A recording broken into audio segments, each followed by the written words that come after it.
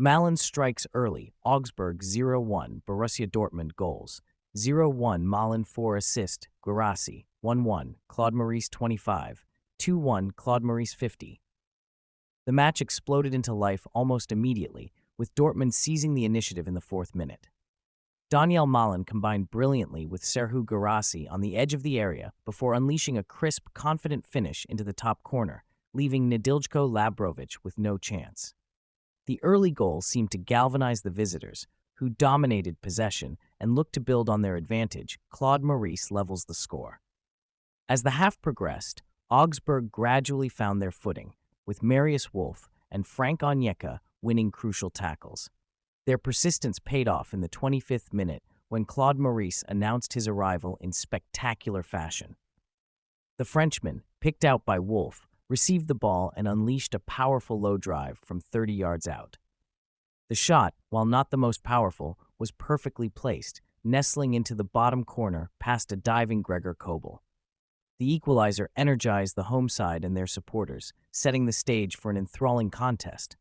Augsburg seized control. The second half began with Augsburg in the ascendancy, and it didn't take long for them to capitalize. Just 5 minutes after the restart, Claude Maurice struck again.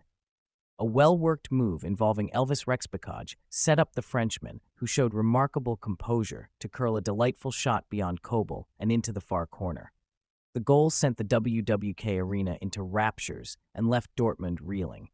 The visitors' woes were compounded when Julian Ryerson was forced off with an injury, leading to the Bundesliga debut of 18-year-old Almujera Kabar. Dortmund's frustrations mount.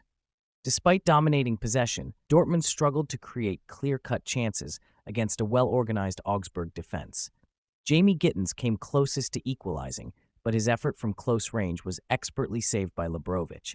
Nuri Sahin introduced Maximilian Bayer and Pascal Gross in an attempt to change the tide, but Augsburg's resolute defending, led by Jeffrey Gowlu, held firm. As the match entered its final stages, Dortmund's frustrations boiled over. Kabar, having only been on the pitch for 31 minutes, received his marching orders after picking up a second yellow card for pulling Rexbecaj's jersey, effectively ending any hopes of a late comeback. In a performance that will long be remembered by Augsburg fans, Claude Maurice was the undoubted star of the show. Making his first start for the club, the Frenchman displayed clinical finishing and remarkable composure, scoring with both of his shots on target.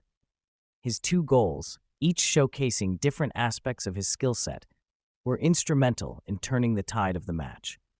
Claude Maurice's ability to influence the game, despite limited possession, underlines his efficiency and impact, making him a worthy player of the match. The home side burst out of the blocks, immediately putting pressure on the Leverkusen defense. In the opening minute, Marvin Duksch tested Lukasz Hradecky with a low shot, signaling Bremen's intent. The hosts continued to press, with Duksch at the heart of their attacks. In the 14th minute, a sublime long ball from Mitchell Weiser found Duksch, whose attempted lob over Hradecky lacked the necessary height. Despite Bremen's dominance, it was Leverkusen who struck first against the run of play. In the 30th minute, Victor Boniface demonstrated why he's been such a crucial addition to Leverkusen's squad. A clever pass from Florian Wirtz found Jeremy Frimpong on the right, who delivered a pinpoint cross. Boniface, showing his predatory instincts, was quickest to react, firing home from close range to give Leverkusen the lead. The goal was a testament to Leverkusen's efficiency, scoring with their first real chance of the match. The second half began with increased intensity. In the 50th minute, Weiser received a yellow card for a rash challenge on Alejandro Grimaldo. Bremen continued their search for an equalizer, with Zetterer making crucial saves to keep them in the game, including a fine stop from Boniface in the 55th minute. Bremen's efforts were finally rewarded in the 74th minute when Duksch, who had been a constant threat, found the back of the net. Julian Malatini's well-placed cross found Duksch, who expertly headed past Hradecky, sending the Weserstadion into raptures.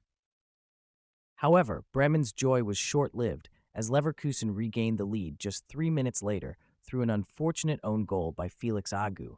The match's intensity didn't wane in the closing stages. In the 84th minute, Wirtz came agonizingly close to sealing the win for Leverkusen, his shot striking the post. Just as it seemed Leverkusen would leave with all 3 points, Romano Schmid had other ideas. In the 90th minute, he unleashed a powerful right-footed shot from the edge of the area, beating Hradecky and sending the home fans into delirium. The late equalizer was a fitting end to a thrilling encounter, with both teams showcasing their attacking prowess and fighting spirit until the final whistle. The match burst into life in the 15th minute when Doan silenced the home crowd. The Japanese international found himself at the far post to nod home a precise cross from Vincenzo Grifo, giving Freiburg a shock lead and ending Leipzig's impressive run of clean sheets at 509 minutes. The goal energized the visitors, who continued to press and create chances, with Junior Adamu narrowly missing an opportunity to double their advantage. As the first half progressed, Leipzig gradually found their rhythm. Benjamin Šeško came close to equalizing, but Noah Atebolu in the Freiburg goal was equal to the task, making a series of impressive saves to maintain his side's lead going into the break. The young goalkeeper's heroics included crucial stops from Šeško and Christoph Baumgartner, frustrating Leipzig's attempts to level the score. Just 2 minutes into the second half, Orban rose highest to head home a Benjamin Henrichs cross, bringing Leipzig level and reigniting the home supporters. The equalizer shifted the momentum firmly in Leipzig's favor, and they began to dominate proceedings. Their persistence paid off in the 58th minute when Geertruida netted his first goal for the club, capitalizing on a swift counterattack to give Leipzig the lead. As Freiburg pushed for an equalizer, spaces began to open up for Leipzig's pacey attackers. Openda, who had been a constant threat throughout the match, finally got his reward in the 79th minute. The Belgian striker showcased his blistering pace and clinical finishing, racing clear of the Freiburg defense before coolly slotting past Atubolu to secure a 3-1 victory and send Leipzig to the summit of the Bundesliga ahead of pre-matchday 8 leaders Bayern Munich's trip to Bochum. While several Leipzig players shone in this comeback victory, Openda's performance stood out. The Belgian forward was a constant menace to the Freiburg defense, using his pace to create chances and stretch the opposition. His goal in the 79th minute not only showcased his individual brilliance, but also effectively sealed the win for Leipzig. Openda's movement off the ball and link-up play were crucial in Leipzig's attacking fluidity, and his ability to perform in such a high-stakes match demonstrates his importance to the team's title aspirations.